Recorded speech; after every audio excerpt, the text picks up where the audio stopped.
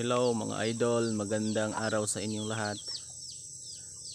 Pag-usapan naman natin ngayon ay tungkol sa papaya. Opo, papaya mga idol.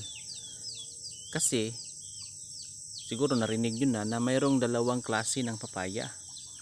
Mayroong babae, yun yung namumunga.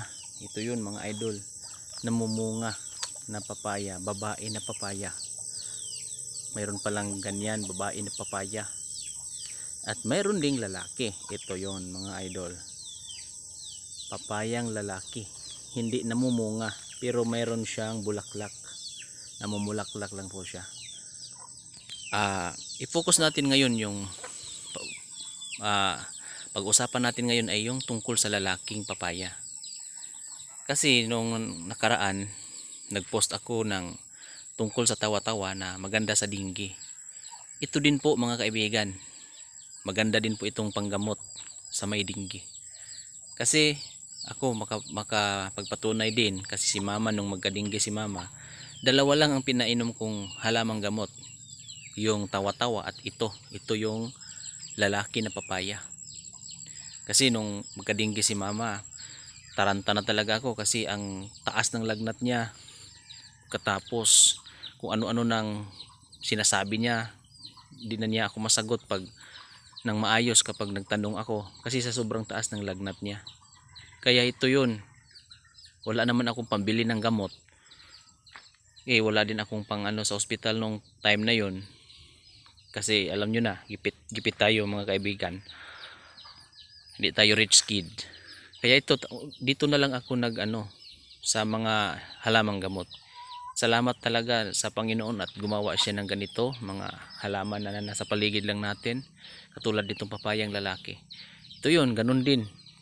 Itong bulaklak na ito nilaga ko ito, kasama yung pinakabatang dahon, yung nasa dulo, yung kung tawagin namin sa Bisaya udlot. Yun sa Bisaya udlot yung tawag namin doon, yung pinakabata na dahon.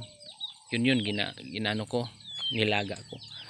Kaya lang nung ipainom ko na kay mama, talagang halos ayaw niyang uminom, kasi sabi niya ang sama daw ng lasa, hindi katulad ng tawa-tawa na parang wala lang. Ito yun, ang pakla daw, at saka may amoy. Kaya sinubukan ko, kasi may nagsabi sa akin na kaibigan na wag na lang daw ang ilaga, iano na lang daw yung pinaka batang dahon, idikdikin na lang ng pino, tapos ipiga doon sa baso. Yung katas, yun yung inumin diretso, hindi na ilaga. Kaya sinubukan ko, pinainom ko kay mama. Yun, sabi niya mas maganda pa yung lasa pag diretso mong inumin, hindi ilaga, kaysa lagain ang pait, ang pakla, hindi mo maintindihan yung lasa. Kaya yun, uminom pa rin siya, pero yun ang hindi na nilaga, yung piniga na lang na katas ng dahon. Hindi ko na sinamahan ng bulaklak, kasi isama lang to pag ilaga mo. Yun, kawawa, sa awa naman ng Diyos, gumaling naman si mama. Kinabukasan maganda na yung pakiramdam niya. Hindi ko na siya dinala sa doktor, kasi yun, talagang alam ko naman wala akong pera nung mga panahon yun talaga. Kahit naman hanggang ngayon wala pa rin tayong pera mga kaibigan. Kaya ito, sinare ko lang po sa inyo yung tungkol sa papaya, kasi nakakatulong din ito. Nasa inyo na yun kung paano nyo siya i-apply, pero hindi ko sinasabing mas magaling ito kaysa gamot na nirekomendo ng mga doktor. Magpa-check up pa rin po tayo, kasi mas marunong yung mga doktor. Ito ay isang alternative medicine lang po, kung sakaling talagang katulad sa akin na nagigipit tayo, ngunit kailangan natin gamutin kasi mayroon ng dinggi yung kakilala natin, ay kung kahit sino pa yan, basta kakilala natin at malapit sa atin, huwag tayong mag-atubili. Libre naman to mga kaibigan, tumutubo lang naman ito sa paligid natin. Huwag tayong mahiyang humanghingi kung mayroong nagmamayari, kasi minsan ito pinuputo lang kasi sabi nila wala daw halaga, kasi hindi naman namumunga.